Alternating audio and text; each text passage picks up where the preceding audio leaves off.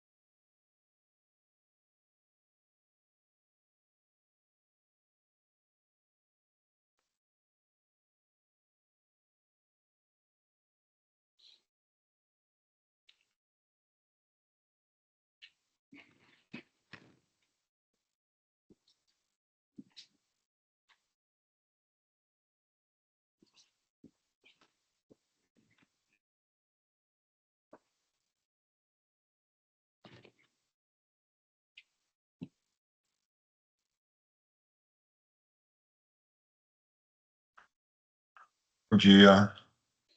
Bom dia. Só nós por enquanto. Não, Bom, eu estava esperando. aqui Fala. seremos só nós mesmo, né? Eu Não estava vai ter. esperando só. Não, eu estava esperando dar um tempinho para entrar. Eu deixei o computador todo pronto ontem. Pois é, inclusive está gravando. Depois a gente vai ter que pedir para alguém editar esses 15 minutos que ficou só eu aqui olhando para a tela, agora nós dois.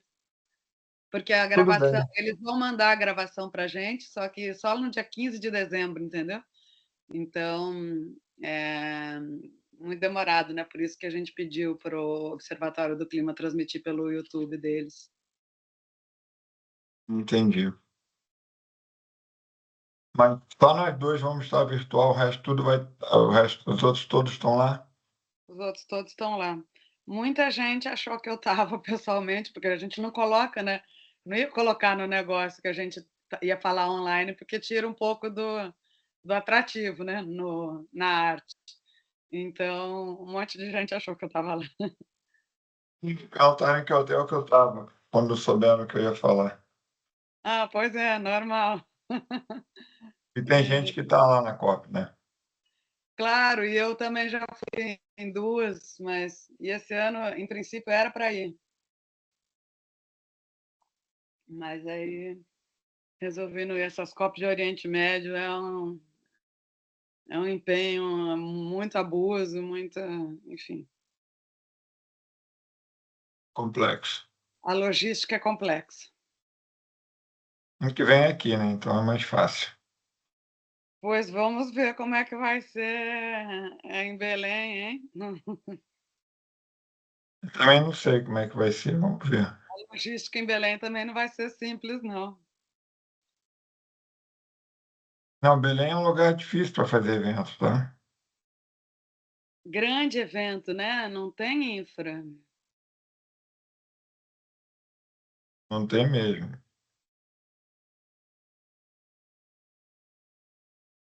Não, Belém é complexo. Eu já tive época que eu ia muito lá fazendo algumas coisas a trabalho, para coisas menores é mais tranquilo. Mas mesmo assim dava problema. Imagina para grande evento. É, e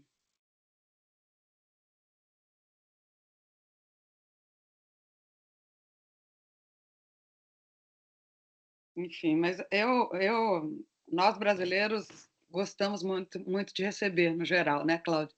Eu estava entre aquelas que morria de medo que as Olimpíadas iam ser um fiasco em 2016 e não foram, né? Estava redondamente enganada. Claro que Rio de Janeiro é totalmente diferente, mas, é, enfim, acho que alguns dos problemas que podem acontecer, o nosso jeito brasileiro de receber, de saber ter criatividade e tal, consegue resolver alguns dos problemas, né? Não sei se todos. Mas o Rio de Janeiro, cada ano que passa, para receber um evento gigante, a infra de segurança fica absurda. Ah, pois é. Eu, Você viu os carros de eu, comitiva, né? Já foram furtados. eu lembro da Eco 92. Uhum. Eu participei da estrutura da Eco 92. Ah, certo. Na parte da segurança, cara, aquilo ali foi gigante. Então, ali que foi a Eco 92. Hoje, a estrutura de segurança que dá na rua Uhum. é 3 vezes o tamanho de gente. E a Entendi. população do Rio não é 3 vezes maior. É, não, não é. Hoje tem 26 ou 27 mil agentes de segurança entre Força Armada, Polícia Federal, Polícia Militar, Civil, e tudo, e Guarda Municipal nas ruas do Rio. Por causa do Naquela G20. época, exatamente, é o caso G20. Naquela época, achou-se que colocar 9.500, 10 mil no máximo, é algo estrondoso. Hoje tem 2 vezes, quase 3 vezes mais. 2 vezes e pouco, né? Na época, acho que era 9.500 por aí. Eu, no máximo 10 mil, agora tem 27 mil. Que loucura, né? Entendeu? E é muito complicado. O Rio de Janeiro hoje em dia cada vez é mais complicado para fazer coisa grande. Pois. Eu estava com a esperança que a gente ia começar no horário. 6 Bom, e também 13. a gente não sabe como é que estão as coisas lá, né? Porque a Ana ela tem 15 minutos. Então eu acho que ele está abrindo. Eu não sei como é que a gente, se a gente vê de alguma forma quem está nos assistindo. É, eu não tenho certeza, mas eu acho que não, na verdade.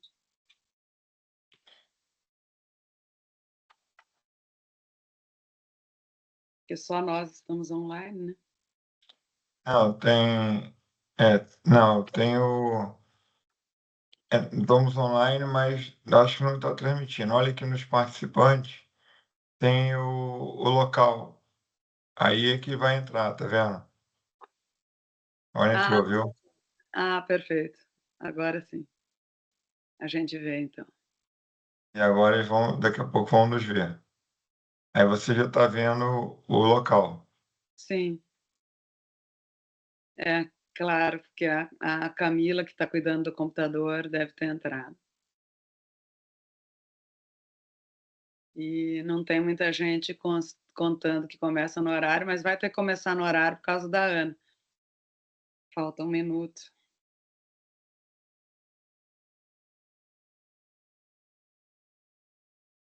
Eu acho, né? Só acho, como dizem os adolescentes, que a Ana é uma boa candidata aí a presidente da COP.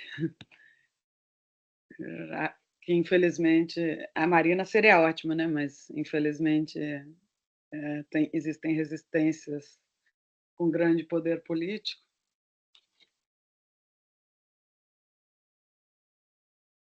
O Marcos que está lá, acho que é ele, né? É o Marcos.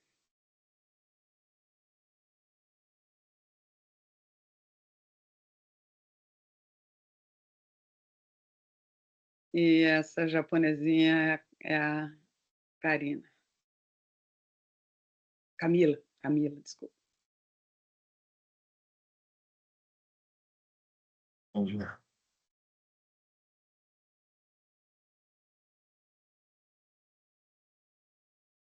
Acho que a gente deve estar mudo, né? Mas por via das dúvidas, estou até. Vou botar o meu. É.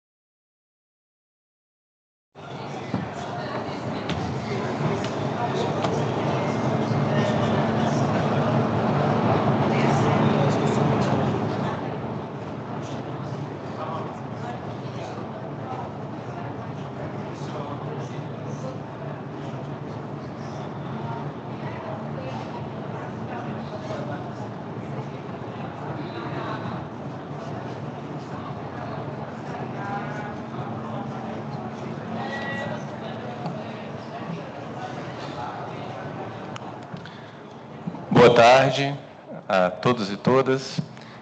Gostaria só de informar que nós estamos apenas aguardando a chegada da secretária Ana Antônia para começarmos os trabalhos, e ela está já a caminho, já está chegando. So, please, ladies and gentlemen, we are about to begin. We are only expecting Secretary Ana Antônia, who is the counselor of COP. She is on her way. She will arrive in a moment.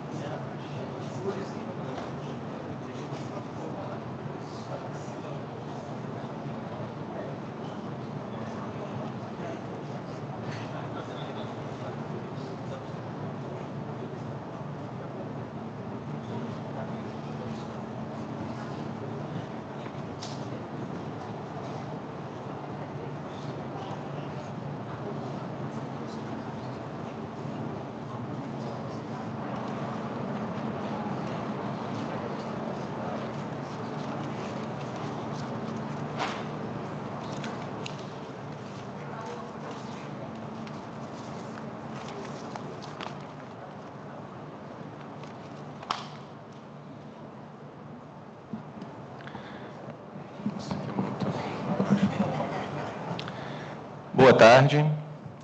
Nós vamos começar agora o nosso evento.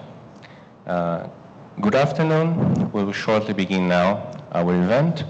And since the public here is majorly formed by Brazilian Portuguese speakers, we will have the discussion in Portuguese. We have a few people who are able and willing to translate voluntarily to anyone who needs Portuguese-English translation. I will only ask you if you could raise your hands, and then please we can aggregate with the people who may help us with the translation. Thank you so much.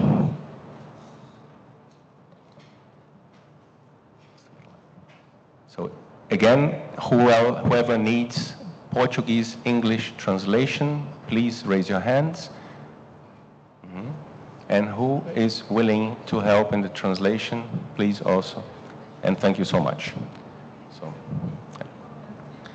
So first, we're very honored to ask and invite Secretary Ana Toni from the Ministry of Environmental and Climate Issues from Brazil, Secretary, Counselor of COP29. Estamos honrados aqui de trazer e convidar para compor a mesa a Secretária Ana Toni.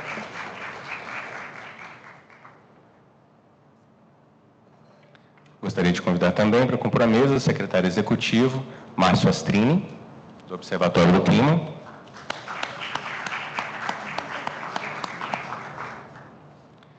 Convidar também Raíssa Ferreira, do Greenpeace.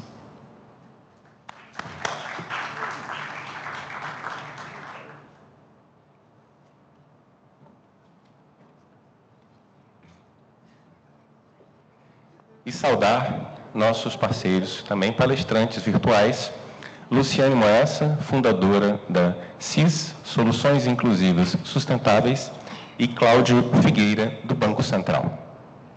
Aqui, como temos uma agenda muito honrada com a presença da nossa secretária, e entendendo também o grande esforço que ela fez para estar conosco, né, sabendo também da premência do seu tempo e da quantidade de compromissos que a senhora tem, como agora conselheira também da COP, né, gostaria de poder passar a palavra à senhora, né, aqui muito feliz de poder contar com sua presença. Muito obrigado, português, né? Português, só para ter certeza. Muito obrigado pelo convite, eu que estou honrada de estar aqui. A gente muda de posição, mas não muda de jeito, então, assim, é muito bom estar entre amigos e amigas, porque eu acho que esse debate aqui é muito importante para o que a gente está debatendo na COP, né?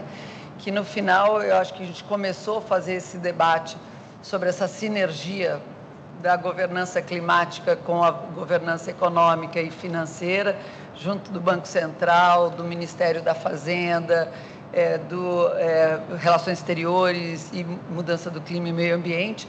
E acho que foi muito interessante o que aconteceu lá e o que está acontecendo aqui novamente. O que a gente percebe, e talvez isso é uma das coisas que a gente pode tentar influenciar, todo mundo junto aqui, com sociedade civil, governos, e principalmente com os atores financeiros. Quando a gente teve o G20, lá no Task Force Clima, a gente percebia que tinham delegações que se contradiziam, os seus ministérios de finanças, seus ministérios de clima, na nossa frente. Assim, você percebia que era uma outra linguagem, porque esses debates não estão acontecendo nacionalmente, entre ministérios de finanças, Banco Central e ministérios de clima. Então, quando a gente propôs ter o debate global, não foi surpresa, mas vê esse desalinhamento. E a mesma coisa que a gente vê aqui, né? Porque aqui é a COP29 e temos aqui principalmente ministérios de clima e meio ambiente, ou de clima e energia que estão aqui presentes, mas o debate é financeiro, é essencialmente financeiro, e o debate que está sendo posto de qual é a estrutura de financiamento global, de quanto será esse financiamento e quem paga, no final é um debate que os ministérios, espero que de finanças, se envolvam cada vez mais nas COPs, porque está claramente cada vez mais falando sobre isso. E não é uma coisa deles virem e tomarem posições sem debate com quem trabalha com clima há muito tempo. Mas a gente percebe que as necessidades de clima não estão alinhadas com as necessidades financeiras, porque clima ainda é visto para muitos como um nicho, né? Como assim uma rubrica de climate finance que você pode ticar como um box. Essa é a visão de alguns, e a visão de outros é que, ao contrário, é que clima é uma perspectiva que você traz para um planejamento econômico de desenvolvimento muito mais estrutural. É o que a gente tentou fazer na nossa NDC e que estamos tentando trabalhando ali com o plano clima, com o plano de transformação ecológica, para mostrar que não é um nichozinho que você conserta ao lado, é ao contrário, é uma nova visão de desenvolvimento, tanto para mitigação como para adaptação, que se você não tiver, a própria economia vai sentir e ter como problema. A pergunta é como é que faz isso nesse ambiente que nós estamos aqui, para a gente chegar no final aqui da COP29 com algum sucesso. Tem que ser um número, obviamente, robusto para dar o sinal que economicamente, principalmente os países em desenvolvimento, vão ter esse apoio, mas como nas NDCs tem que também ser um número meio que factível, que a gente sabe que os países em desenvolvimento vão poder contar com. E mais do que só a estrutura e a quantidade, tem um debate muito importante, principalmente para os menores países, pequenas ilhas e países em desenvolvimento, que seria a mesma coisa no Brasil, se a gente estivesse olhando para os pequenos municípios, pequenas comunidades, que é um problema de acesso e qualidade. Não adianta só ter dinheiro, se o dinheiro não está chegando na ponta e para quem mais precisa.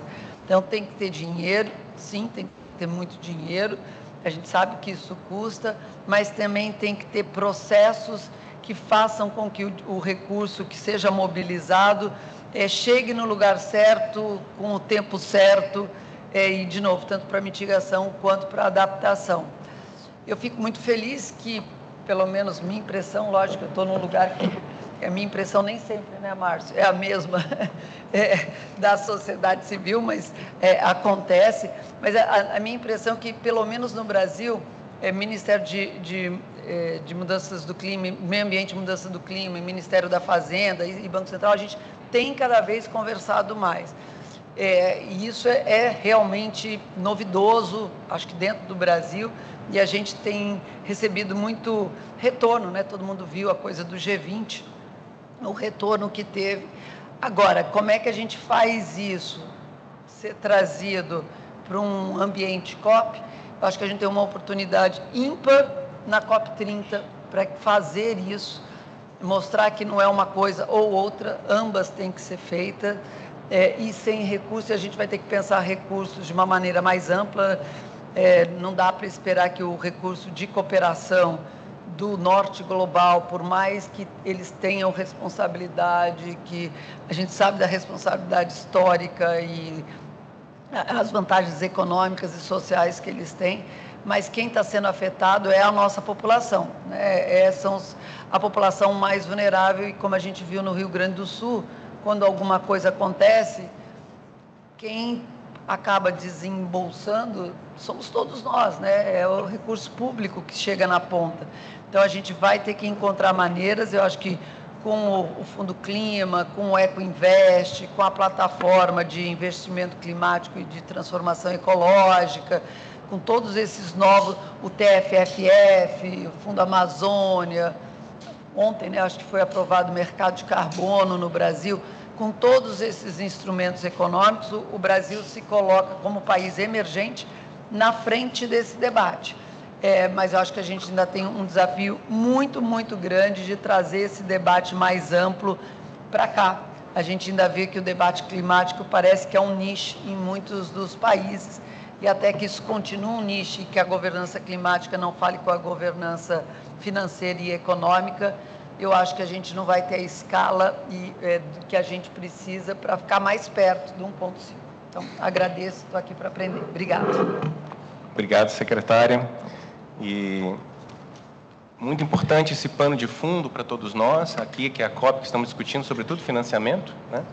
E essa iniciativa, apenas para poder trazer aqui ao conhecimento de todos, ela foi uma iniciativa que nasceu, inclusive, no âmbito de algumas discussões do Observatório do Clima e juntou toda uma série de organizações da sociedade civil trabalhando ao longo deste ano, né, nominadamente a CIS, o IDS, o Observatório do Clima, o ISA, o ETOS, a Conectas, o Greenpeace, o IPAN, o Instituto Cerrado, a Abrampa e o IDC. Após a consolidação de uma primeira versão desse estudo, que será aqui apresentado brevemente pela Luciane Moessa, que é fundadora da CIS, esse estudo, então, ganhou toda uma série de adesões e está já em trâmite dentro do Ministério do Meio Ambiente, onde fomos recebidos pela secretária Ana Antônia e pela ministra do Meio Ambiente, Marina Silva.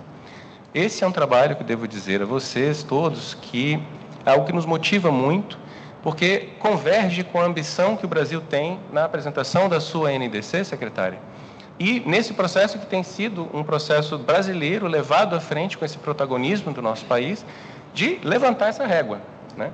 Aqui o que nós estamos fazendo é um esforço grande no sentido de convergir crédito, seguros e capitais para que a economia correta, a economia que cumpre a lei, seja beneficiada e não hoje, como é o sistema, infelizmente, onde temos toda uma série de buracos, onde é possível ainda manter o financiamento a atividades de degradação humana e ambiental, né? O que sabemos que não condiz com a nossa Constituição, não condiz com os tratados assinados pelo Brasil e não condiz com o espírito daquilo que nós queremos para o mundo, sobretudo no momento em que o Brasil se posiciona para liderar esse processo a partir do ano que vem. Então, para dar avanço a esse processo, né, entrando agora, né, numa pauta mais específica, a pauta mais técnica, exatamente do que temos a apresentar, eu gostaria de convidar a doutora Luciane Moessa, fundadora da CIS, Soluções Inclusivas Sustentáveis, que vai participar virtualmente para fazer uso da palavra.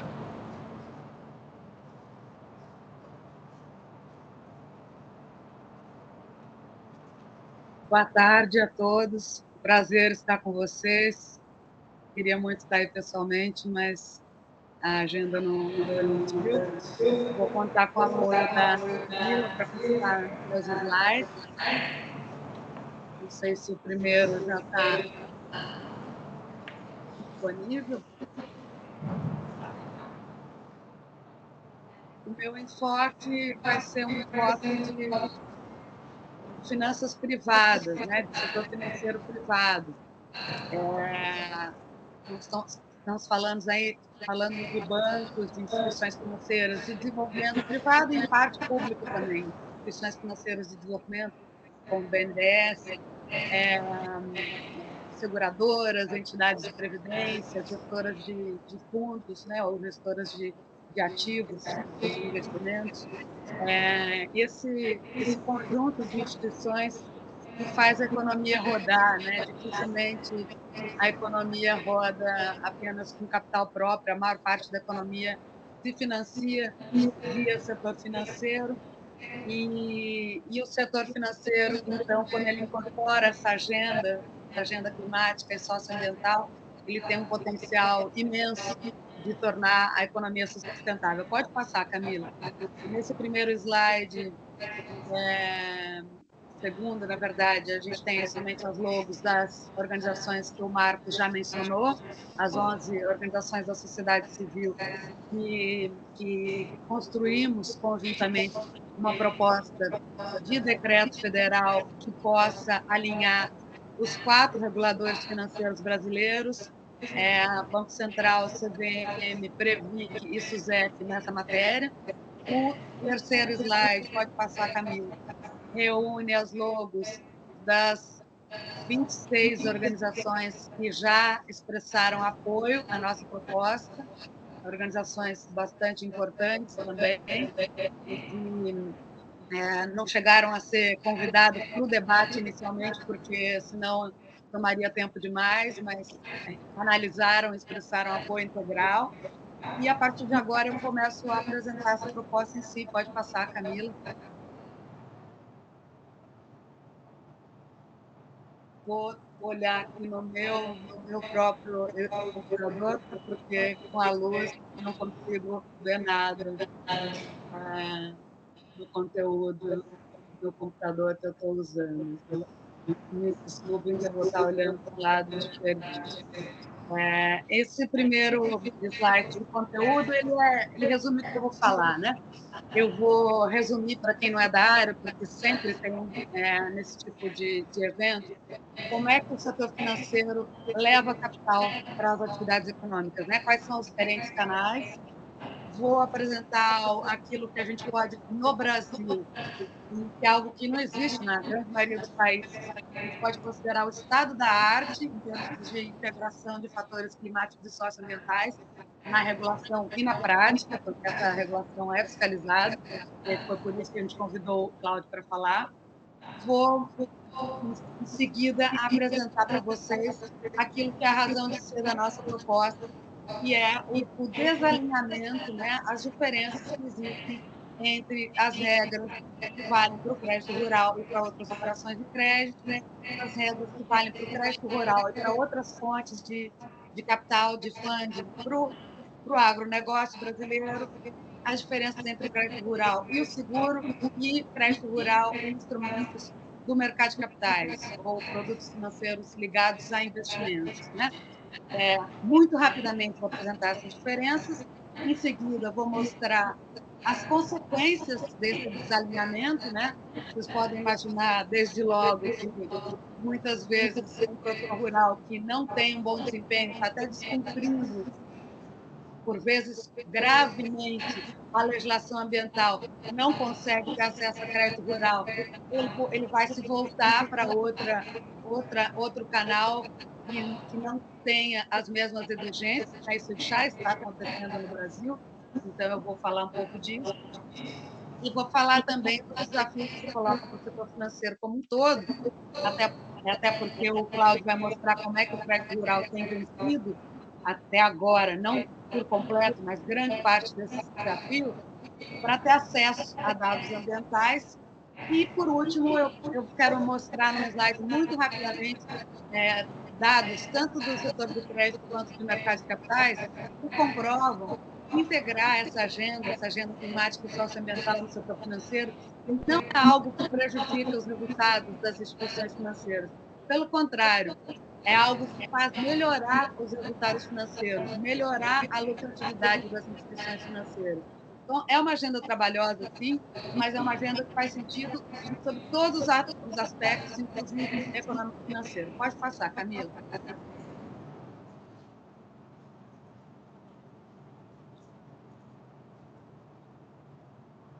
Então, nesse slide, eu mostro para vocês, para quem, como eu disse, não é da área, isso é diferente de um país para o outro, isso varia muito de um país para o outro. Tem países, inclusive, que têm um único regulador financeiro, países pequenos, pequena população, pequena área, mas desenvolvimento tem um único regulador financeiro até, mas existem vários, como o Brasil, que tem mais de um.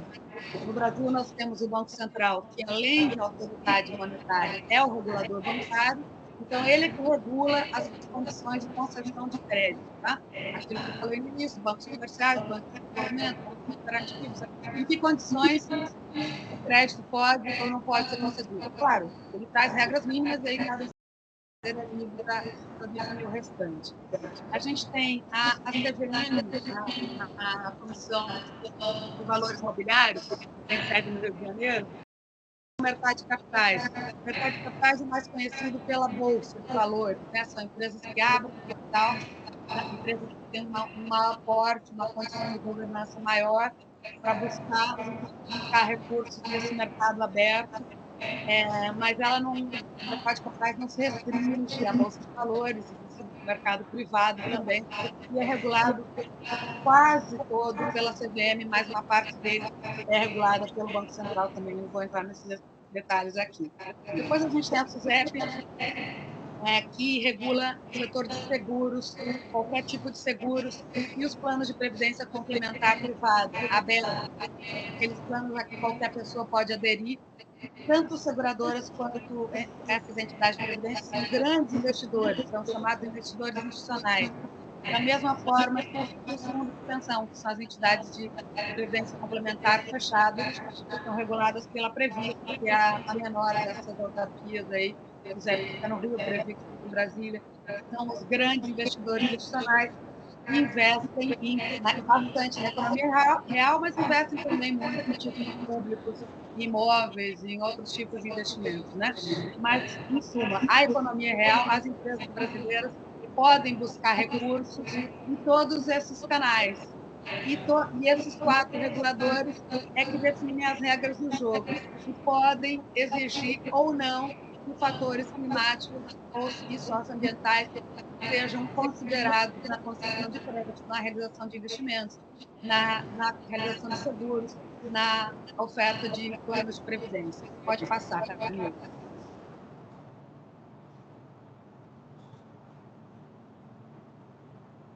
Por que eu disse a vocês que o crédito rural no Brasil é o estado da arte, né? O estado da arte ele começa pelo primeiro ponto, o crédito rural, ele define claramente que operações devem ser avaliadas.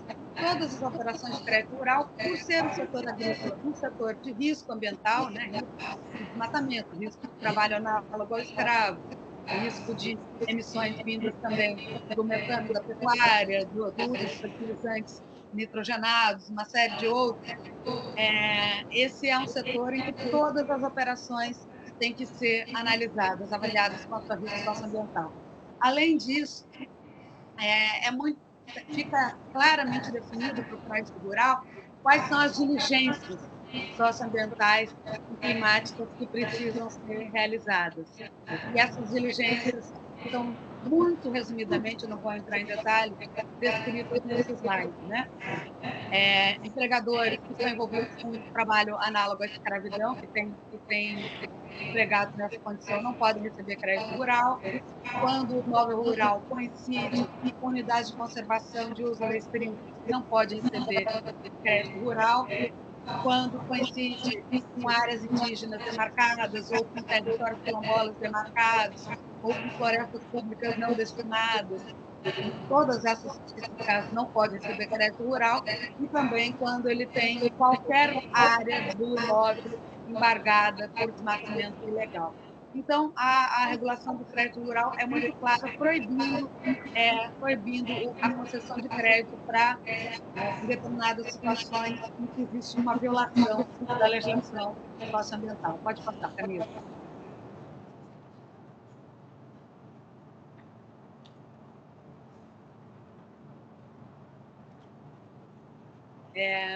Passou já as comparações. E, bom, e o que a gente tem de diferença, então, né? Em relação a outras operações de crédito, e essas diferenças a gente tem também para outros universos, que eu vou passar mais rápido, que foi os primeiros slides, a primeira grande diferença é que a regulação não define quais transações devem ser avaliadas, tá?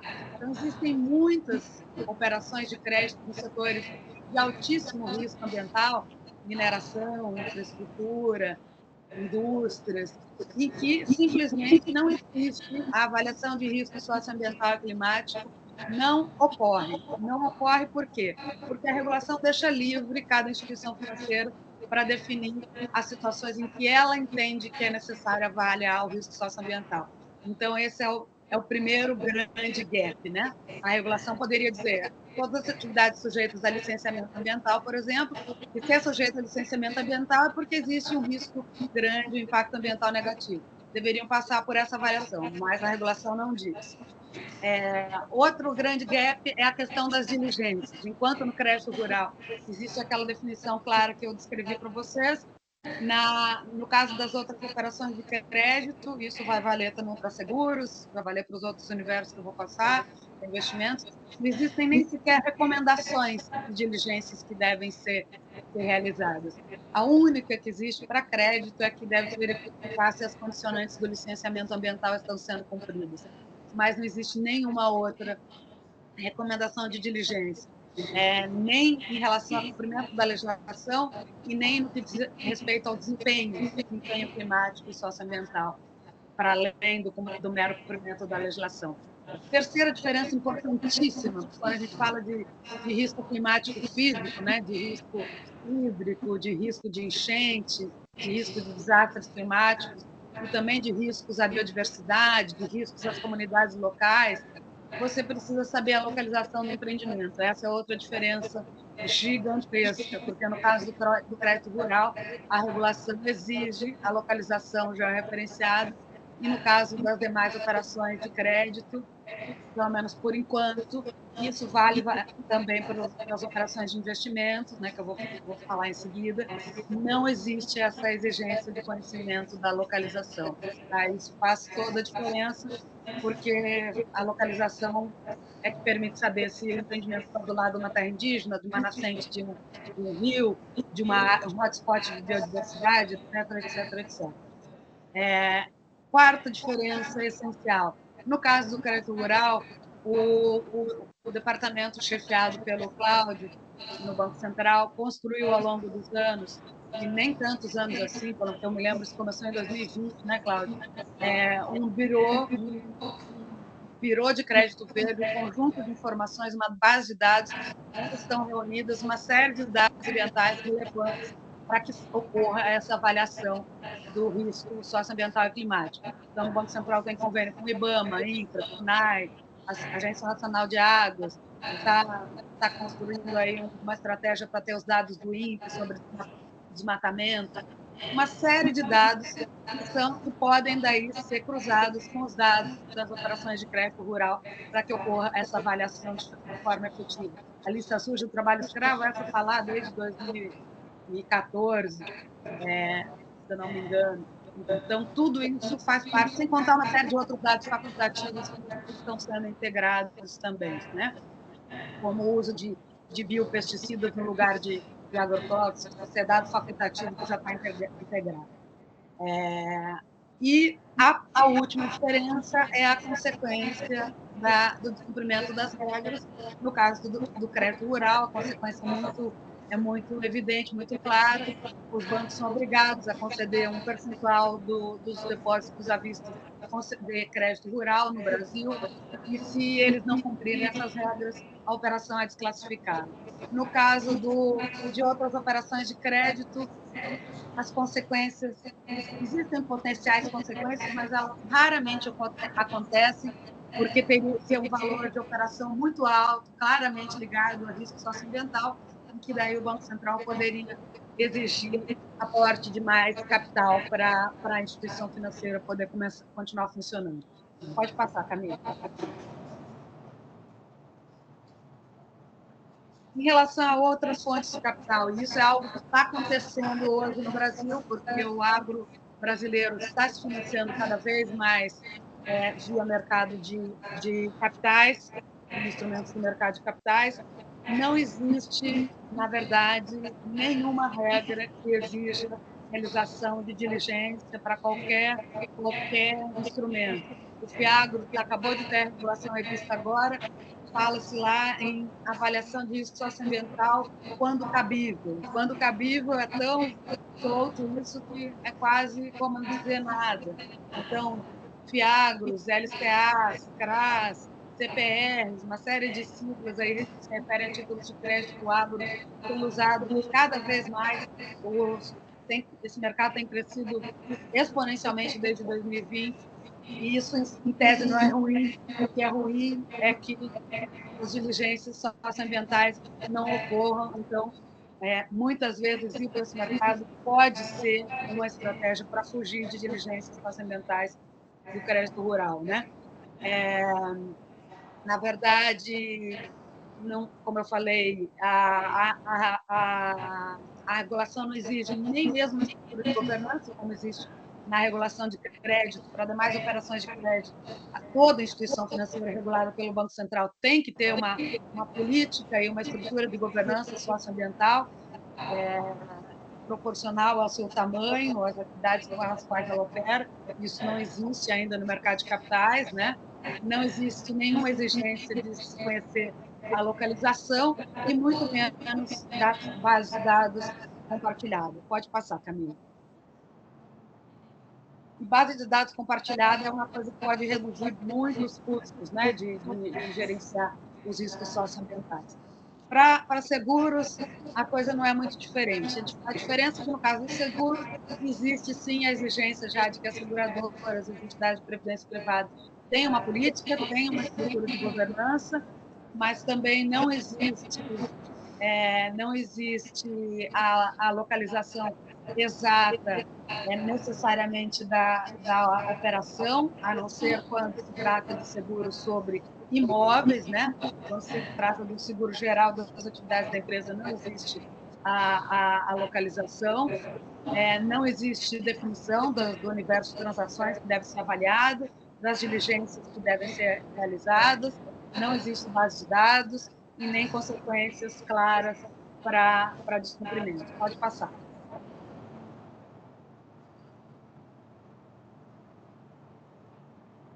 E a última comparação, e a gente está falando de outra fonte importante de aporte de capital, né? De um lado você tem o crédito, do outro você tem os investidores institucionais e investidores de varejo, como qualquer um de nós que investir lá no LCA, por exemplo, porque tem isenção de imposto de renda, né?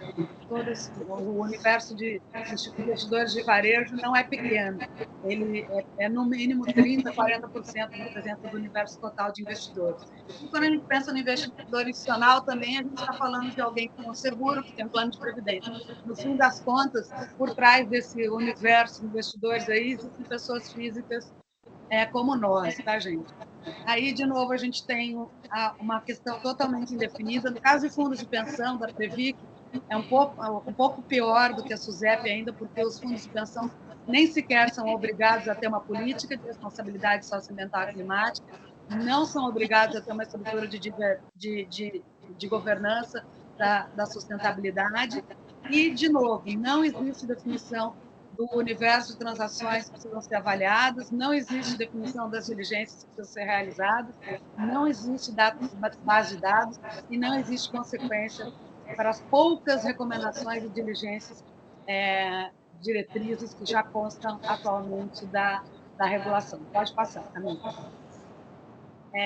Além disso, a gente, até agora, falei muito da parte de identificação dos riscos, mas eu inseri esse slide porque gerir riscos socioambientais é ir além de identificar riscos socioambientais, né? De saber a localização, de buscar informações. É preciso usar isso na tomada de decisões. Então, na verdade, é preciso monitorar esses riscos periodicamente, dependendo da duração da transação. No caso de investimentos, principalmente, quando se faz investimento em ações, não se tem data para desfazer daquele investimento, é quase um casamento. Então, é preciso fazer um monitoramento periódico, uma operação de crédito também pode durar vários anos. Também é importante olhar para indicadores-chave de desempenho específicos de cada setor. Você não pode olhar para a agricultura como você olha para a indústria, como você olha para a mineração, como você olha para saneamento. Cada setor tem os seus indicadores-chave de desempenho, as suas fontes de emissão, as suas fontes de poluição, as suas fontes de impactos na biodiversidade, os seus riscos de saúde e segurança do trabalho, ou riscos para a comunidade, etc. É preciso também estabelecer consequências claras, né? A mitigação de riscos deve acontecer, porque existe na prática situações em que os riscos são identificados, mas o crédito acaba sendo concedido, o investimento acaba sendo realizado, o seguro acaba sendo realizado. Então, você perde todo um esforço, né? Na verdade, é muito importante, inclusive para mostrar para as próprias instituições financeiras, fazer algo que já está na regulação do Banco Central, pelo menos, só na do Banco Central, desde 2014, que é classificar o nível de risco socioambiental para poder, inclusive, ligar isso, comparar isso com o nível de inadimplência ou de rentabilidade das operações, para comprovar aquilo que pode passar, Camila. Luciane, apenas para informar, temos 5 minutos para concluir a apresentação, tá? Perfeito. Isso significa que eu vou conseguir concluir no tempo. Pode passar 2, depois a gente volta para o anterior, tá? Aquilo que eu coloco, aliás, não, passar 3. Nesse último slide, Camila, conexões penúltimo, entre aspectos, né, riscos climáticos e socioambientais e retornos financeiros. No crédito rural, especificamente, existe um estudo feito com dados do Rabobank, que é um banco holandês que no Brasil opera apenas com agronegócio. Esse estudo já tem muitos anos, foi publicado numa publicação do Imaflora, mostrando claramente que o maior risco socioambiental corresponde à maior inadimplência. Okay? Para o mercado de capitais, não existem riscos focados em setores econômicos, mas existem riscos focados em múltiplos setores, e essa correlação ela aumenta conforme estica também o horizonte temporal. Mas existem principalmente 2 estudos que são muito amplos. Esse feito pelo pessoal da Universidade de Nova York, que é o último que está ali no slide, por exemplo, ele é um meta-estudo, porque ele analisou mais de 1.000 outros estudos que colocaram como hipótese a correlação entre desempenho, sustentabilidade e rentabilidade das empresas, e sempre se encontrou correlação positiva. Mais ou menos positiva, depende do setor, eventualmente é neutro, tá? Mas não existem situações em que a empresa tem desempenho ambiental melhor e rentabilidade pior. A correlação quase sempre é positiva, portanto, é do interesse das instituições financeiras, em geral, fazer essa avaliação. Agora vamos voltar para os slides que a gente pulou, Camilo. As consequências do desalinhamento, né? Antes. Consequências do desalinhamento. Existem muitas matérias que têm saído na imprensa a respeito, né?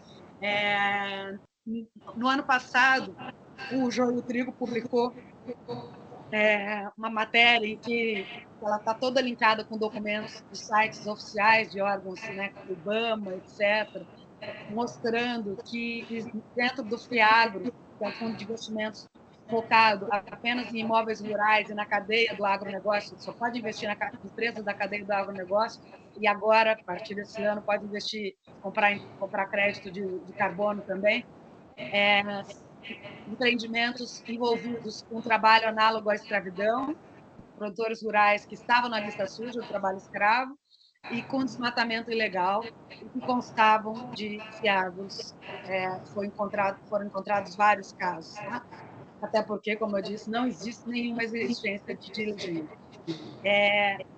Títulos verdes, talvez muitos de vocês já devem ter ouvido falar nesse produto financeiro, que cresce cada vez mais. É um produto com rótulo de verde, ou seja, um produto que é financeiro criado para gerar benefícios ambientais. Ele não faz só avaliação de riscos, não. Ele é criado para gerar benefícios socioambientais. O Greenpeace fez um estudo com a Unearthed, lá do Reino Unido, e descobriu que green bonds emitidos pelo UBS e pelo Santander Brasil para financiar empresas da cadeia do agro estavam ligados, de novo, a desmatamento e a trabalho escravo. Tá? Então, no caso de título verde emitido por um banco, ele reúne uma série de operações de crédito e, dentre os tomadores de crédito que constavam na lista publicada para esses green bonds, constavam produtores rurais nessa situação. A matéria repercutiu até no Financial Times. No caso de seguros, o Repórter Brasil já tem se dedicado, aí um outro veículo, não é o Joio Trigo, tem se dedicado a investigar irregularidades em relação a seguro rural. E tem encontrado tanto seguro financiando áreas ligadas a desmatamento ilegal, foi publicado um dossiê muito completo em dezembro de 2023, quanto, mais recentemente, essa matéria, acho que é do mês passado, seguro rural concedido pela MAFRE a imóveis com trabalho análogo ao escravo, né? Então, rural consta na lista suja de trabalho escravo. Isso para a gente falar só de 2 diligências bem básicas, né? Para concluir, Luciane, por favor. Agora é o último slide. Então, na verdade, quando a gente fala dessas diligências, é claro que o setor financeiro precisa ter acesso à base de dados. Eu estou dando alguns exemplos para vocês que tem sido simples de identificar pelo setor financeiro, porque quase sempre estamos tratando de bases de dados federais. Tá? Preciso só dizer que existe um desafio no Brasil, em matéria ambiental, a competência é quase sempre estadual, o nível de transparência é muito heterogêneo, existem estados como São Paulo e vários outros que têm toda a informação, Pará, Mato Grosso tem muita informação online, áreas embargadas, autos de infração, etc. E é fácil para o setor financeiro buscar essas informações. Existem estados em que não existe informação online. Isso vale também para investigações do Ministério Público, que é outra forma importante de verificar se o empreendimento está envolvido em riscos ambientais ou sociais. E, em relação ao judiciário, as informações estão todas online, mas de uma forma muito pouco acessível. Isso é uma linha de trabalho até que a gente está inaugurando aí com o Poder Judiciário, com o Ministério Público e com os órgãos ambientais estaduais, mas é importante notar que mesmo os dados já disponíveis, né, o Ministério Público Federal, por exemplo, já está tudo disponível. Quando eu falei que não está tudo disponível, estou falando do estadual. Muitas vezes as instituições financeiras não estão usando ainda aquilo que já está disponível, tá? Esse estudo que a gente publicou agora, em início de setembro, tem um mapeamento estado por estado de tudo isso que eu acabei de descrever. Obrigada, espero ter respeitado o seu passeio aí, deve ter sido 1 minuto ou 2. Obrigada, Marcos. Obrigado, Luciane, pela prestimosa apresentação, tanto em detalhe, que acho que permite aqui um aprofundamento muito grande, muito significativo dessa discussão, né? E quero aqui avançar, então, para o nosso próximo palestrante, Cláudio Filgueiras, diretor do DEROP. Antes de tudo, agradecendo, Cláudio, por você estar conosco desde as 6 horas da manhã, aí de Brasília, né? Com a sua grande contribuição que irá fazer, né? Nós sabemos que o setor financeiro brasileiro, dentro do aspecto bancário, é um dos mais avançados, que adota, de fato, diligências e práticas muito à frente de alguns de seus países pares, né? Isso é algo que hoje nós vamos poder conhecer e que sabemos também que existe um caminho à frente muito importante, que hoje aqui o Cláudio vai poder nos passar alguns dos passos que estão em planejamento nesse sentido. Então, com a palavra, aqui, Cláudio Filgueiras. Muito obrigado. Nós aqui do Banco Central que agradecemos muito a oportunidade de divulgarmos o trabalho que temos feito, algo que não começou hoje, começou há um bom tempo atrás. Quero cumprimentar a secretária Ana, Luciane e os demais colegas da mesa e agradecer a oportunidade. É muito importante para nós do banco podermos interagir cada vez mais com as demais áreas de governo, não só a interação natural que nós fazemos com a fazenda, mas para a área ambiental, porque todas essas estruturas, todos esses financiamentos ambientais, eles só vão funcionar e toda essa demanda que nós temos da sociedade, demanda internacional, demanda nacional, eles só vão funcionar o dia que todas essas áreas de governo estiverem integradas. Então, o que nós tentamos cada vez mais no banco é justamente isso. Eu trouxe uma pequena apresentação, se puderem colocá-la ótimo, senão eu já sigo na trilha aqui, que ela está aberta para mim aqui na minha telinha aqui. Já está a postos aqui, já vai entrar. Tá joia, então. Então, eu faço o introito e é importante, o Banco Central começou a trabalhar com esse tema há 10 anos atrás, onde nós começamos a exigir das instituições financeiras que elas começassem a olhar o risco social, ambiental. O pessoal falava, pô, esse pessoal do Banco Central é meio maluco, começou isso aí uns 10 anos atrás. Só que ao longo dos anos nós fomos evoluindo, melhorando. Hoje, nós temos 2 frentes importantes. As instituições financeiras têm que ter uma política de responsabilidade social, ambiental e climática. E o crédito rural, que no Brasil ele é extremamente regulado, e é muito importante que se tenha controle, porque o crédito rural do Brasil, metade dele é financiado pelo nosso dinheiro que está depositado nos bancos, ou como poupança, ou como depósito à vista, que os bancos são obrigados, os bancos e as instituições reguladas pelo Banco Central, são obrigadas a aplicar. E a outra metade vem dos recursos livres que os bancos captam no mercado. Então, é importante que se tenha esse controle.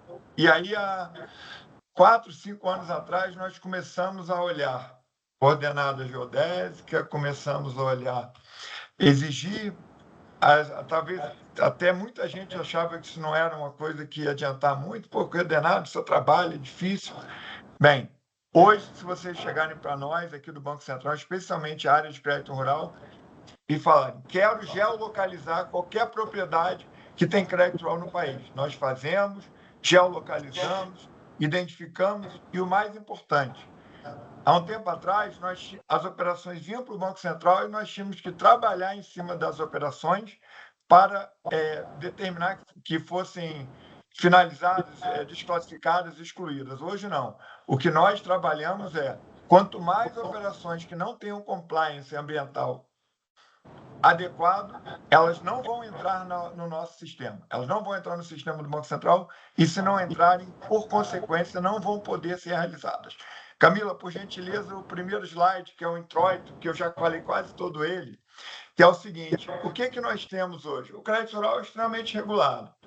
Então, ele vem taxas de juros muito diferentes do normal, só entre 0,5% e 12% ao ano, enquanto que o mercado começa com 20%.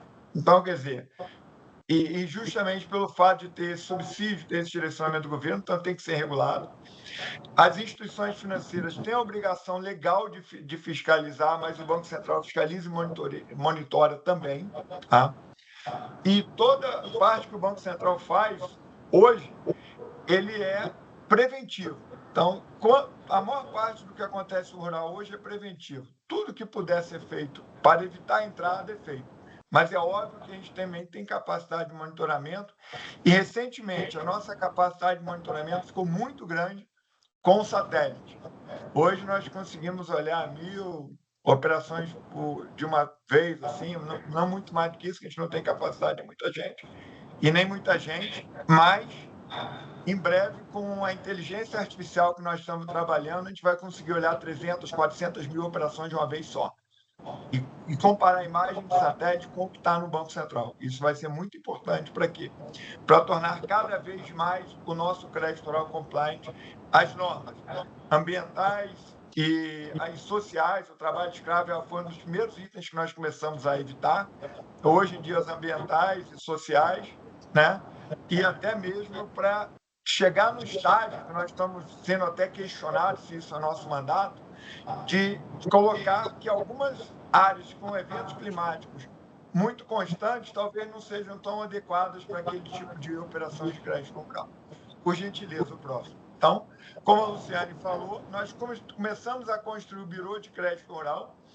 O Bureau de Crédito Rural simplesmente é o seguinte, toda e qualquer operação de crédito rural do Brasil, para que seja feita, ela tem que ser registrada no banco. Então, nosso Bureau tem o espelho de toda a carteira de todas as instituições do país. Aí nós começamos com as verificações, lá atrás, 6, 7 anos, trabalho escravo, coordenadas geodésicas, evitar 2 operações no mesmo lugar, começamos a olhar o CAR, nós já temos como distinguir os diversos programas governamentais, identificar as operações de crédito rural que têm algo um adicional, como as integração lavoura, pecuária, floresta, alguns produtos, algumas operações específicas que tenham um respeito melhor à parte ambiental, em especial o ABC, que agora sempre vinha mudando de nome, é Renovagro, né? Que é o ABC+, que é algo bem antigo no nosso país e que é um programa de sucesso conhecido internacionalmente. Aí, a partir disso, nós construímos o Bureau de Crédito Rural. Camila, o próximo, por gentileza. O que é o Bureau? 3 pilares muito importantes para nós, e eu vou começar do pilar que, para nós, é algo que é extremamente importante. Controle social, transparência. Mais da metade do crédito rural tem controle para a sociedade. Vários dos trabalhos que são feitos hoje, que identificam problemas em uma ou outra operação, o Banco Central agradece à sociedade, a todos, o Greenpeace vem conversando muito conosco, por quê? Nos ajuda a melhorar o controle de entrada e o monitoramento.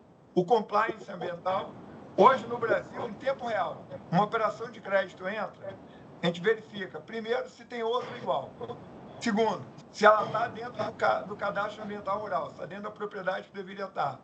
Se ela está em terra indígena, no quilombola, na unidade de preservação, nas áreas embargadas, na floresta pública. Em breve nós já vamos fazer isso, nós ainda estamos aprendendo, porque integrar bases de dados e juntar todas essas coisas do Brasil são mais complexas. E, em breve, várias das informações das bases de dados e do mercado de capitais nós vamos disponibilizar para público também. Além das operações de crédito rural, a informação que o Banco Central usa, em breve nós também disponibilizaremos para público.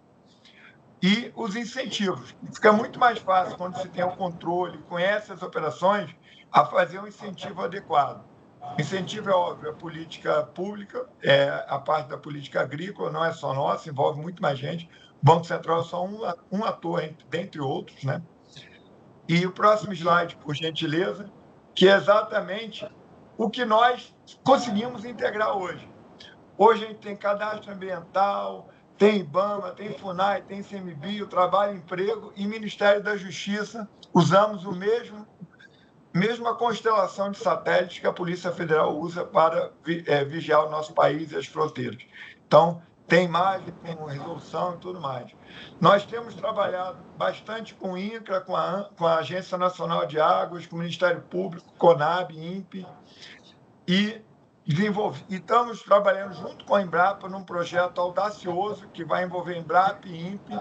Em breve a gente deve conseguir aprovar na diretoria, que vai desenvolver o conhecimento do produtor, da propriedade, da tecnologia aplicada e a inteligência artificial para monitorar toda a agricultura do país. Aí nós vamos poder fazer os incentivos adequados.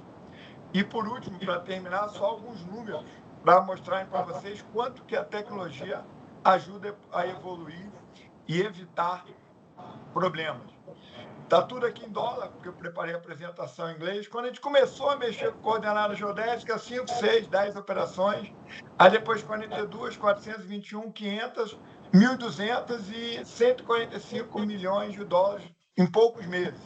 Agora, se os senhores olharem o próximo slide, esse é o mais impressionante de todos. Quanto que as instituições e o mercado teve que aprender. Esse ano, mais de $1 bilhão não foi aceito porque tinha alguma inconsistência ambiental.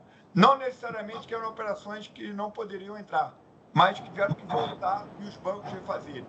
Isso foi obrigado ao mercado inteiro se rearrumar, porque, tecnologicamente, o Banco Central andou na frente e muita gente não conseguiu que suas operações entrassem. Então, isso aqui deu um grande salto e eu fico muito satisfeito. O Banco Central não é responsável pela área ambiental, tudo, não tem mandato, nós já fomos questionados, mas como que isso ajuda, esse alinhamento nosso, a que todos melhorem?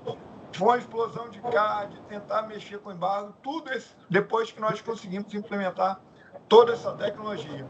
E os próximos passos, para eu acabar, eu quero cumprir nosso tempo aqui, é automatizar o monitoramento, que é o último slide, e expandir essa informação do CACR.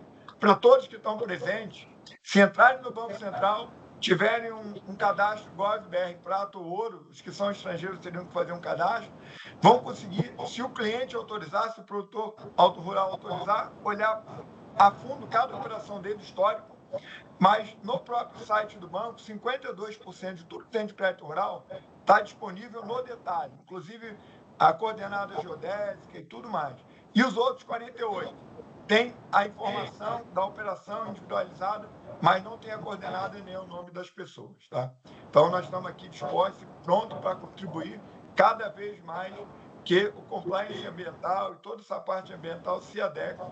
E o mais importante, né, como a Ana falou ali, para a gente terminar agora, tem que ter recursos para que a atividade de preservação, e juntamente com essa demanda que o Banco Central faz, seja mais importante e o produtor saia da área de degradação para ele preservar e manter a propriedade. O uso adequado da terra é a melhor forma de se ter um crédito rural ótimo, sustentável, apto a fornecer alimentação para nós e para o mundo inteiro, mas também a preservar as suas propriedades e todo o meio ambiente nosso. Muito obrigado. Muito obrigado, Cláudio. É um prazer imenso poder contar com a sua presença aqui. O Banco Central, que é um dos nossos 4 reguladores financeiros, né, juntamente com a CVM, com a SUSEP e a Previc, ou seja, ter sua presença aqui é algo que realmente é muito significativo e mostra o tanto que é possível avançar, né? Esses avanços que foram aqui relatados, eles já existem, nós podemos perceber o volume de recursos que foram negados no ano passado, né, a partir de percepção de inconsistências ambientais, E, precisamente, o objetivo desse trabalho que nós temos é que todos os reguladores tenham o mesmo nível de rigor, o mesmo nível de critério que hoje é adotado, por exemplo, pelo Banco Central. Existe toda uma série de outras discussões absolutamente importantes que também buscam avançar nessa pauta. Nessa semana, inclusive, tivemos aqui a apresentação na COP de uma proposta da Abrampa, interessantíssima, com a fundamentação jurídica muito bem estabelecida, do porquê também integrar nos licenciamentos ambientais, um dos pontos que deve ser verificado nas diligências, a questão das alterações de cenários climáticos e a projeção também de extremos climáticos. Ou seja, nós estamos vivendo em um mundo que está em profunda transformação, é necessário que a economia toda também convirja juntamente com o Estado, no sentido da gente poder atingir a nossa contribuição determinada nacionalmente, a nossa NDC, para que a gente possa fazer a nossa parte e, de fato, que o Brasil possa ser um líder como, de fato, tem se posicionado nesse sentido. E para avançar um pouco mais nesse olhar que a sociedade civil tem, que eu compartilho, sendo sociedade civil, sendo IDS, quero passar aqui a palavra e convidar a fala a Raíssa Ferreira, diretora de campanhas do Greenpeace. Obrigada, Marcos. Eu vou ter que me debruçar um pouquinho aqui para falar com esse microfone, mas eu queria agradecer por estar aqui. Sei que vão ter uns slides aí também que vão aparecer em algum momento. É um prazer estar aqui, estar falando em português. Já peço desculpas pelos meus slides em inglês, porque estava preparada para falar inglês, mas fico bem feliz de poder dialogar com vocês aqui na nossa língua. A gente vem, enfim, Greenpeace Brasil tem um trabalho que a gente começou esse ano, a gente lançou uma campanha em abril desse ano, que a gente, aqui em inglês, seria Bankrolling Extinction, mas seria bancando a extinção. E a gente lançou essa campanha em abril desse ano. Pode passar? Historicamente, então, o Greenpeace vem focando, o Greenpeace ele é conhecido por esse trabalho com os atores de mercado, e a gente, enfim, com o passar dos anos, a gente vem entendendo a importância das soluções estruturais, Então, trabalhar com o setor financeiro nada mais é do que trabalhar de um modo estrutural, de tentar afetar o sistema, Então, esse trabalho, ele é absolutamente assim, reformas mais amplas, tanto no financiamento público quanto no financiamento privado e nos investimentos, são absolutamente fundamentais para que a gente possa atingir as metas, de redução a 1,5 graus. Pode passar. E também as metas de biodiversidade. Vou falar muito rapidamente para vocês sobre o relatório. Então, ele mostra aquilo que os nossos colegas, todo mundo vem falando, Por um lado, a gente já teve avanços importantes, Existem regulamentações que são relevantes, que estão postas, mas ainda existem lacunas. E aí a gente vai trazer um pouco da evidência, das evidências do que está nesse relatório. São 12 casos que eles mostram profundamente as lacunas que estão presentes ainda nos diversos, enfim, em diversos níveis para o crédito rural brasileiro. Ou seja, a gente tem ainda possibilidade de melhorar, tanto a nível dos bancos, então os bancos, se quiserem, eles podem, enfim, voluntariamente adotar critérios, enfim, serem mais restritivos, mas mais importante ainda, e que é o que a gente está falando aqui hoje, que são os reguladores. E aí, a Luciene falou sobre os reguladores nos diversos níveis, e o Banco Central trouxe a perspectiva do banco hoje em dia, que é muito interessante, mas ainda tem espaço para melhorar. A gente demonstra também que, apesar desses avanços, existe uma responsabilidade histórica. Isso é importante de levar em conta. A nossa Constituição e as nossas leis ambientais, elas colocam a importância da proteção do meio ambiente. E a gente traz algumas recomendações. Depois vocês vão ter oportunidade, com certeza esse PowerPoint vai circular, e vocês vão ter oportunidade de poder olhar pelo relatório como um todo. Pode passar. Aqui, depois vocês vão poder ver, são várias sobreposições. O estudo foi feito entre 2018 e 2022. E aqui tem sobreposições florestas públicas, unidades de conservação, desmatamento, embargos. Depois vocês podem acessar o relatório e ler com mais calma, pode passar. E aí eu queria focar com vocês em um caso, que é basicamente, então, como é que o nosso dinheiro, vocês ouviram, tanto da Luciene quanto do Cláudio, né, que é o nosso dinheiro, né, que muitas vezes está por trás de muitas dessas transações, né, em fundos, é uma arquitetura bem complexa. E aqui a gente tem um caso no Amazonas, dessa fazenda, a Fazenda Nossa Senhora das Cachoeiras do Ituxi, que a priori ela estava sobreposta, ela tinha um CAR sobreposto sobre uma unidade de conservação, que é a Floresta Nacional do Iquiri. Então, nessa sobreposição tinha um CAR e o crédito foi concedido pelo banco para esse fazendeiro, que inclusive o pai dele tinha um histórico de... era conhecido como Rei do Carbono, e tinha um histórico de grilagem associada com mercado de carbono, né? E quando ele faz isso, o CAR dele, depois da tomada de crédito, o CAR é suspenso, e aí ele vai e faz um outro registro. Eu acho que para aqueles que não são brasileiros que estão aqui, o CAR ele é um registro ambiental importante, sem ele você não tem tomada de crédito, né? Então, ele foi lá e fez um outro cadastro ambiental rural e conseguiu novamente fazer a tomada de crédito. Novamente com o mesmo banco. E, dessa vez, ele usou o crédito para comprar boi. E esse boi foi comprado de uma fazenda que estava embargada. Então, nisso, a gente consegue ver, né, tanto o cadastro ambiental rural, que é um instrumento de governo, né, e a dificuldade, não somente o pessoal veio trazendo aqui, né, falando bastante da concessão, mas falando também do monitoramento, né, de como que esses contratos, ou seja, uma coisa é na hora, né, na fotografia, na hora que a pessoa tomou o crédito, outra coisa é quando o crédito está correndo, e aí, desmatou, não desmatou, né? Então, a gente vê que existe uma questão de monitoramento, existe uma falta de conexão para a gente conseguir enxergar, de rastreabilidade do boi, se isso tivesse integrado propriamente nos sistemas de concessão de crédito e de monitoramento, não seria possível que esse fazendeiro comprasse, né? Então, espaço para melhorar existe. Pode passar. E aí eu já vou acabar, porque eu também quero dar tempo para todo mundo poder fazer perguntas, se quiserem. São dois exemplos, né? A gente ainda tem lacunas, né? Então, a questão da rastreabilidade do gado é uma delas. A gente sabe que que existem as complexidades, mas também que existem ferramentas aí e que os bancos, né, assim como os reguladores, são organizações que têm capacidade, né, de fazer essa interlocução. A gente é completamente a favor da integração, o banco de dados que está proposto no decreto. A gente acha que esse é o caminho da transparência é o caminho a se seguir.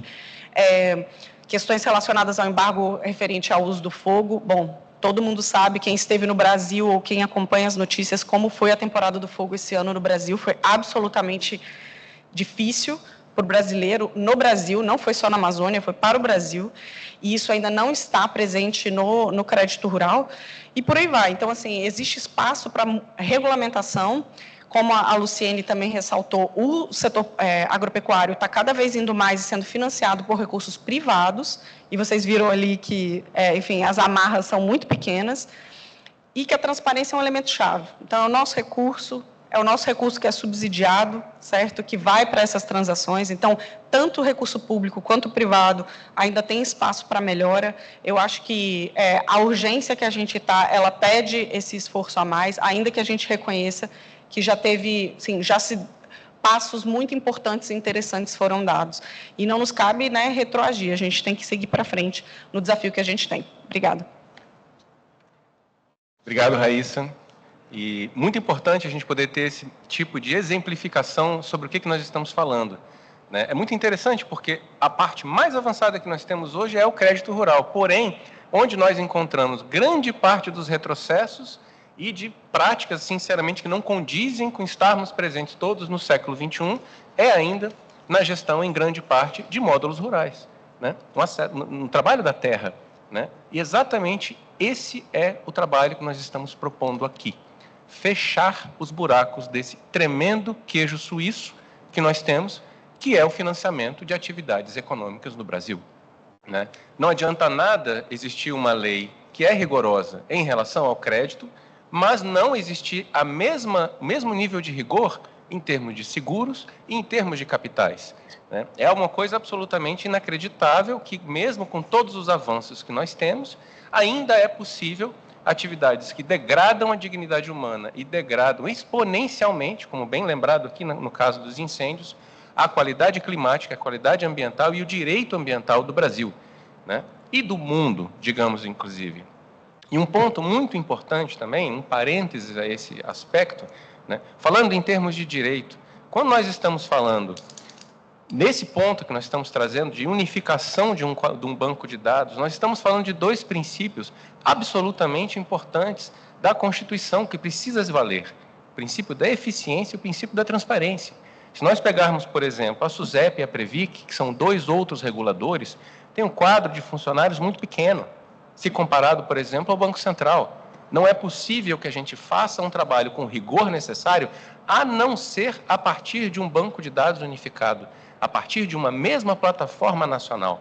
Ou seja, estamos tratando aqui também da eficiência da política pública e da máquina pública, e do cumprimento da Constituição, também nos seus aspectos mais óbvios do que se trata em relação à qualidade do meio ambiente, o artigo 225 da nossa Constituição, e o artigo 170, que o coloca o meio ambiente como fundamento da ordem econômica. Como que é possível nós estarmos hoje num local dialogando sobre instrumentalização de crédito para atividades econômicas sem fazer valer a Constituição? Nós também estamos falando disso. Também estamos falando de fazer valer tratados internacionais brasileiros, né, que são assinados pelo país. Ou seja, nós estamos falando em uma medida, sim, em inovação, e uma inovação muito importante a ser levada como exemplo pelo país. Mas nós estamos falando, em outro sentido, também apenas em dar eficácia àquilo que já é previsto na Constituição. E, nesse sentido, assim, passo, então, a palavra ao nosso último palestrante da mesa, Márcio Astrini, secretário executivo do Observatório do Clima. É 1 minuto, juro para vocês, talvez um pouquinho mais. Mas é só trazer tudo que foi falado aqui para a realidade de uma conferência de clima como essa, né? Nós estamos aqui, não só nessa, esse assunto se arrasta a várias conferências, mas nós estamos discutindo talvez o ponto mais sensível das conferências de clima, ou dos acordos climáticos, que é a questão do dinheiro, das finanças. Muito bem. Em resumo, é assim, seria muito bom que a gente saísse daqui definindo qual que é o tamanho do pote do dinheiro, quem que vai contribuir com esse pote de dinheiro e aonde que ele vai ser usado. Para isso que nós estamos aqui, né? No Azerbaijão. Nós não temos ainda nenhum valor, tá certo, Karen? Não sei se você já tem, mas eu estou achando que o pessoal não tem ainda não. A gente não tem os valores, a gente não sabe, existe uma discussão sobre quem vai, né, fazer a contribuição, para que vai ser usado. Vamos supor que a gente tivesse esses elementos, tivesse definido o valor e etc. e tal. Esse valor de investimento na solução climática, ele hoje, ele tem um concorrente, que é quem investe no problema, que é exatamente o que eles trouxeram aqui, todas as apresentações. Então, nós estamos construindo valores para você aplicar em soluções, enquanto que os fluxos correntes de capital, em vários países, não é só no Brasil, eles estão investindo no problema, porque não tem regulação. É isso, né? Então, a gente precisa criar as coisas que não existem e controlar as que existem e estão indo pelo mau caminho. Não é apenas ter dinheiro novo. É o dinheiro que já circula, ver para onde que ele está circulando, né? Combater desmatamento é extremamente difícil. E a gente sabe que essas ações de comando e controle, que estão sendo feitas no Brasil agora, elas vão até um limite, né? E esse limite não é regulação, não, tá? Para implementar a lei. Porque, olha só, o desmatamento diminuiu 45% e o Código Florestal durante esse governo é o mesmo do governo anterior. Então, não é a regulação que vai fazer com que você diminua ou aumente. Ela pode aumentar a punição, tá certo? Mas a ação do Estado se dá por outros motivos que são políticos, são eleitorais, eles são de percepção pública, de desejo e tudo mais. O setor privado, não. O setor privado, ele precisa de regulação, ele não se motiva por interesses nacionais de bem-estar da população, alguns poucos. A gente precisa de regulação, você precisa de regra, né? Então, esses regramentos todos que foram trazidos aqui, eles são extremamente importantes para que a gente feche a torneira do fluxo de capital contrário ao que exatamente nós estamos tentando construir aqui, que é criar um fluxo de capital ou doações, etc. e tal, a favor da agenda de clima, né? E só terminar dizendo que essa é uma tarefa nobre e que ela também enfrenta internamente no Brasil, ela enfrenta contradições, vamos dizer assim, ou tem quem jogue contra, né? Porque nós estamos dizendo aqui, olha, precisamos regular fluxos de capital, preciso, né, melhorar o que você já tem no crédito rural e instalar regras para outros que sequer regras têm, porque uma coisa você, tá certo? Você cuidar do regramento que não é suficiente, outra coisa são as áreas que tem regramento insuficiente, não tem regramento e tal. E tem quem jogue contra. O que está acontecendo no mundo político no Brasil joga contra isso que nós estamos debatendo aqui, por exemplo, pegando o exemplo do Mato Grosso, que acabou de aprovar uma lei dizendo que vai tirar benefício fiscal de quem quiser acabar com o desmatamento. Então é isso. Tem quem jogue contra também e quem faça as suas regulações, né, para impedir que você consiga fazer controle financeiro sobre desmatamento. Esse é um exemplo. Não vamos falar muito disso, porque a gente fica dando ideia aqui, o Congresso Nacional está prontinho para pegar essas ideias ruins e colocar em vigor no Brasil, mas lembrando que nós estamos falando do Brasil, né? E que, infelizmente, essa não é a exclusividade nossa. A gente tem, em diversos outros países, acontecendo exatamente a mesma coisa, né? Investimentos pesados, totalmente contraproducentes na agenda de clima, de desmatamento, direitos humanos e várias outras. Era isso. Obrigado. Obrigado, Márcio. E, bom, nós já estamos caminhando já para o final do nosso tempo disponível. Mesmo assim, eu gostaria de abrir espaço para talvez uma ou duas perguntas, se alguém quiser fazer uma participação, muito brevemente apenas. Por favor, pode se dirigir aqui. Não sei se tem um microfone disponível. Ali. Só se apresenta antes, por gentileza. E seja breve. Boa tarde. Meu nome é Cláudio Puti, eu sou professor da Faculdade de Economia da Universidade Federal do Pará, de Belém. E nós recentemente montamos lá um centro de financiamento climático do Sul Global, com alguns colegas da Índia e outros países. Temos altas pretensões, né? E a gente está estudando o FNO. O FNO teve um orçamento de 13 bilhões, o BASA anunciou este ano seu recorde de lucro histórico. E quando a gente abre os dados do FNO, cerca de 8 bilhões é para soja, pecuária, para o setor elétrico, para outras atividades, digamos, questionáveis, né? Lembrando que é um fundo constitucional, são recursos públicos que tem um processo de aprovação na Sudam, que aprova uma carta, né, de crédito, num sistema Sudam-Basa, né? Então, que nosso interesse é tentar entender. Você olha nos relatórios do Banco da Amazônia, são relatórios que nos fazem chorar, né? Com apego deles à sustentabilidade, né? Mas, nos detalhes, você tem que abrir lá e conversar com as pessoas na Sudam, né? Tem um mecanismo decisório que, obviamente, envolve interesse de governadores, né? Quem indicou o presidente do BASA, a diretoria do BASA e tudo mais, que merece ser observado por todos nós, e eu imagino que isso valha para a FIA-FGTS, para o recurso do FAT, para o próprio FGTS como um todo, e outros fundos estatais, paraestatais, orçamentários, né, constitucionais ou não.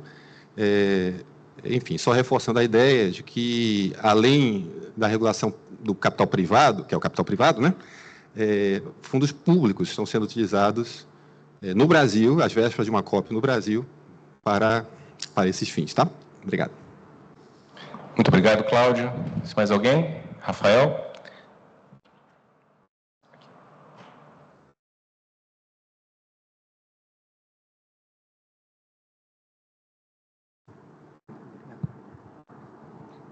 Boa tarde, gente. Tudo bem? Rafael Seba, Na verdade, era mais um debate assim, sobre o desafio que a gente tem em termos nacionais, não só sobre o financiamento de ações que mitigam, geram adaptação climática, mas também em relação a que tipo de ação é priorizada e, sobretudo, quais biomas são priorizados, né? Eu venho do Distrito Federal, então acho que sempre é importante trazer o debate, por mais que aqui na COP não esteja presente, como que outros biomas muitas vezes são colocados como moeda de troca. Eu quero dar um destaque especial para o Cerrado e queria ouvir a mesa sobre como que a gente resolve e equaciona esse problema, né? Que a gente não consegue garantir, por enquanto, nenhuma estrutura de financiamento e de política de proteção da Amazônia, que é o bioma em maior evidência, que dirá dos outros, mas uma vez que a gente consiga ter um fluxo de financiamento global para ações de mitigação e adaptação, como é que a gente, em termos nacionais, consegue garantir também que as regulamentações e a aplicação do recurso garantam proteção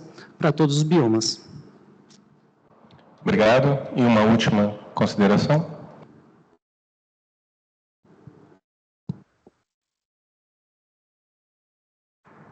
Meu nome é Cláudia, sou jornalista. Não, eu só queria pedir um esclarecimento para o Márcio, desculpa, eu cheguei um pouco atrasado. Mas quando você fala em unificação de banco de dados, nessa questão da transparência, né? Você está falando em unificação. Você pode dizer o que tem que estar nesse banco, que são só as informações financeiras, ou é tudo? CAR, ASV, não sei.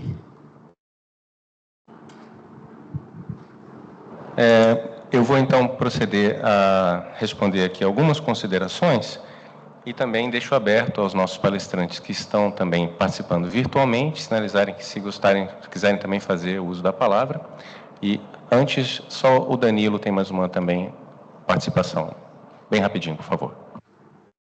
Obrigado, Marcos. Parabéns pelo trabalho, pela iniciativa. É só uma pergunta mesmo. Gostaria de saber se ou a Luciene ou alguém da mesa poderia compartilhar sua opinião sobre as normas IFRS 1 e 2, IFRS S1 e S2 da CVM, que é válida para as companhias abertas, que passam a reportar obrigatoriamente a partir do exercício social de 2026 a gestão de riscos ambientais, sociais e a governança também. Posso começar, Marcos? Então, caminhando para o encerramento, eu vou fazer a seguinte dinâmica. Eu vou passar, então, para considerações finais e, então, todos os palestrantes podem abordar aqui as colocações que foram colocadas, tá? Em primeiro lugar, professor Cláudio, satisfação de poder recebê-lo aqui. Nós estamos aqui do outro lado do mundo nos conhecendo, mas fico muito contente em saber e quero conhecer mais esse trabalho que vocês estão desenvolvendo, né? A ciência brasileira é uma ciência que eu admiro muito profundamente e esse trabalho tem sido construído também nessas bases e que tenho certeza que poderá ser muito agregado pelo trabalho de vocês, né? Um outro ponto que ele dialoga com a preocupação, com os exemplos que o senhor trouxe, por exemplo, que está sendo discutido no âmbito da reforma tributária, em relação ao Fundo de Desenvolvimento Regional, né? Qual é o desenvolvimento que nós estamos falando? Nós estamos falando da abertura de rodovias, hidrovias, ocupação da fronteira agrícola e do deserto verde, como isso tantas gerações foi considerado desenvolvimento, ou nós estamos falando de fato em cumprir esses preceitos todos que a gente lembrou agora da Constituição e pensarmos um modelo de desenvolvimento novo. Se depender do Congresso, né, Márcio? Não sei se as perspectivas são muito positivas. Por isso, exatamente, a gente precisa se fazer presente em todos os espaços, esses aqui internacionais e também os espaços nacionais, como também, sobretudo, no Congresso Nacional, né? Em relação, Seba, ao que foi colocado aqui muito oportunamente em relação ao Cerrado, o que eu tenho a te dizer é algo que também me toca muito, porque eu também sou do Cerrado, né? Também é uma causa minha, também sei que é uma causa da Raíssa, né? O que nós estamos aqui colocando é transversal, absolutamente todos os biomas, absolutamente toda a regulação, absolutamente tudo aquilo que é previsto em lei ser devidamente cumprido. Não há possibilidade de se pensar em matéria de moeda de troca hoje, né? Tanto em termos científicos, se a gente pensa num bioma que já perdeu 51% da sua cobertura, né? E já está em risco também de entropização, como muito bem lembrado pelo professor Carlos Nobre, né? Não há mais espaço para concessão, né? Existe um trabalho inicial que é necessário garantir que a lei seja cumprida, mas depois também mudar a lei. que hoje um bioma que permite a devastação, não tem outro nome, né, de 80% das áreas de propriedade rural, é nitidamente uma lei que não cabe mais nesse século que a gente está vivendo. Então, são muitas camadas de esforço que a gente vai precisar cumprir, essa aqui é uma delas, né? E passando, então, a palavra aqui aos nossos palestrantes para compartilhar em considerações finais, queria convidar primeiro aqui a Bruna Cerqueira, que é assessora da COP30 do MMA. Muito obrigada e obrigada novamente aí pelo convite para o Ministério do Meio Ambiente para essa discussão. É uma satisfação enorme poder estar na mesa e a Ana queria muito estar aqui até o final, mas infelizmente a gente sabe como são as dinâmicas das negociações. Então, eu queria, talvez, nessa fala final, a Ana falou muito dos processos até aqui e dessa conexão no contexto nacional do trabalho que está sendo feito para o Plano Clima com as políticas econômicas, como essa sendo um pilar super importante para o Ministério do Meio Ambiente, para o governo, como a gente avança nisso. Mas eu queria, talvez, seguindo a fala do Márcio, nos reconectar um pouco com o que a gente está fazendo aqui com essa lógica internacional e com um olhar para frente, que é um pouco a minha missão pessoal aqui, estando na COP, olhar para começar a pensar no que a gente vai fazer para a COP30. A gente está focado, né, a medida de sucesso dessa COP vai ser o NCQD, a nossa meta financeira coletiva aqui, e o NCQD está olhando para como mobilizar o financiamento primeiro dos países desenvolvidos para os países em desenvolvimento, mas também dentro disso uma lógica da mobilização mais ampla de financiamento, e a gente sabe, como a secretária Ana falou também, que a gente tem uma série de questões de acesso, então a gente precisa também pensar muito sobre isso. Quando a gente fala de riscos financeiros, a gente tem riscos que são específicos do sul global e que a gente precisa ter em consideração, não fechar esse acesso, tomar muito cuidado com esse processo. Mas o que eu queria nos conectar aqui com o olhar é que se tudo der certo, a gente conseguir passar dessa pauta aqui, que é o nosso objetivo, que é o que a gente está trabalhando para conseguir, na COP30, na COP do ano que vem, um dos pontos de pauta mais importantes vai ser o chamado 2.1C, que é justamente o alinhamento dos fluxos financeiros com o Acordo de Paris, que é toda essa discussão que vocês já começaram a fazer. Então, queria agradecer muito pelos insumos, eu acho que tudo que foi trazido aqui vai ser muito importante para isso, e convidar a continuar recebendo esse olhar, né? Eu acho que para a presidência brasileira da COP30, é claro que a gente ainda tem um caminho grande, a definição do presidente, a conexão do olhar de governo, mas a pauta negociadora está dada, então a gente vai ter que trabalhar em cima dela. E uma coisa que para a gente vai ser muito importante vai ser alinhar dentro do processo de negociações com o pilar de mobilização, que é a mobilização social, que para o Brasil vai ser chave nesse processo, as discussões com toda a sociedade, e a terceiro pilar, que é o de agenda de ação, como todas essas coisas se conversam para que a gente consiga chegar em resultados para a COP que de fato sejam contundentes. Então, eu queria agradecer novamente, parabenizar por vocês estarem começando esse debate que já está olhando ali para frente e que a gente vai tomar tudo isso como insumo importante. Muito obrigado. E passo aqui, então, a palavra ao Márcio. Muito rápido aqui, só da questão do Rafael, como que a gente garante para os outros biomas e tal. Eu acho que uma das respostas está na NDC que o Brasil acabou de publicar, né? A Ana até falou aqui que a gente tem visões e tal, não sei o que, o que é normal, a sociedade civil, né? Sem pressionar o governo por mais. Se a gente não pressionar por mais, ninguém pressiona. Então, é assim mesmo. Mas na NDC do Brasil tem lá o dispositivo do desmatamento zero. O presidente vem falando isso desde a campanha eleitoral, né? Fala isso depois de eleito, está na NDC. Então é isso, é o desmatar ali, né? A gente já tem uma linha de política aí para o governo estabelecer e é para todos os biomas. Muito obrigado, Márcio. E caminhando aqui para o nosso encerramento, vou passar a palavra à nossa palestrante Luciane Moessa, que participa virtualmente para suas considerações finais.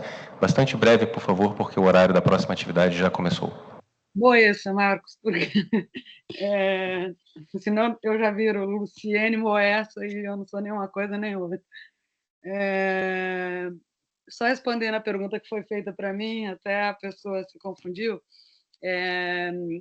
sobre a FIRS S1 e S2, O S1 é geral, o S2 é clima, não aborda, não aprofunda aspectos socioambientais, ainda não, tá? O universo abrangido por essa norma é um universo aí de 400 empresas no Brasil, né, listadas na Bolsa, é um universo que representa pouco da nossa economia, tem efeitos na cadeia de produção, sem dúvida, mas depende muito de fiscalização da CVM, precedentes sobre relatos de sustentabilidade e o nível de fiscalização da CVM não são animadores, e a gente tem um outro problema que é o nível de apetite dos nossos investidores institucionais. Nossa entidade de previdência no Brasil investe muito em título público e pouco na economia real, então é algo positivo, é positivo que a CVM tenha colocado, embora o prazo que eles tenham colocado seja muito distante para o nível de emergência climática que a gente tem, 2027, com base em 2026, a norma saiu em 2023, para 4 anos depois, isso se eles não prorrogarem, né? Porque o BC tem uma regra parecida, que na hora que chegou o momento da vigência para os bancos, eles prorrogaram 1 ano, no final do ano passado. Então, tem tudo isso para que essa norma... Tem muita gente que aposta demais em divulgação de informações. Só divulgar informações é muito pouco, transparência é uma parte da história. Então, é preciso que... Até porque as empresas podem divulgar informações que são muito, na verdade, ruins. Se todas as empresas do mesmo setor têm um desempenho climático ruim, o fato delas divulgarem ou não muda nada no fim das contas. Então, a norma sobre disclosure tem um alcance, na minha opinião, limitado, e não que elas não sejam importantes. É isso. Um abraço. Obrigado, Luciane. E agora também para as palavras finais, por gentileza, Cláudio Filgueiras, diretor do IDEROP. Obrigado, Marcos. Fico muito satisfeito dos comentários. O Banco Central está sempre procurando aprimorar e trabalhar cada vez mais para que o crédito rural fique melhor. Eu vi o professor Cláudio falando sobre a pesquisa, nós também contribuímos muito com pesquisa, ficamos satisfeitos, pode nos procurar, e isso que nós falamos de crédito rural é importante, é que ele vale para todos os biomas do Brasil, não vale só para a Amazônia, foi onde nós começamos realmente primeiro, mas hoje ele vale para todo o Brasil, e tudo que nós pudermos fazer para melhorar e evitar que as operações entrem e a gente tenha um crédito rural cada vez melhor, é o que nós temos trabalhado, tá? E o banco tem interagido dentro do possível com todos os órgãos, não só ambientais, como a parte de regulação também. Só que tem determinados pontos que a gente tem que avançar aos poucos, senão a gente não consegue, tá? Mas algumas coisas que há 4, 5 anos atrás conseguia fazer no rural, hoje não se consegue mais. É só isso. Muito obrigado e agradeço mais uma vez a oportunidade de falar. Muito obrigado, Cláudio. Com a palavra, Raíssa Ferreira. Gente, muito obrigada. Acessem o relatório Bancando a Extinção. Foi ótimo estar aqui. Obrigado, Raíssa. E apenas para registrar aqui também agradecimentos à equipe da Conectas, que nos deu todo o apoio, né? E celebrar também o Dia da Consciência Negra, que estamos aqui.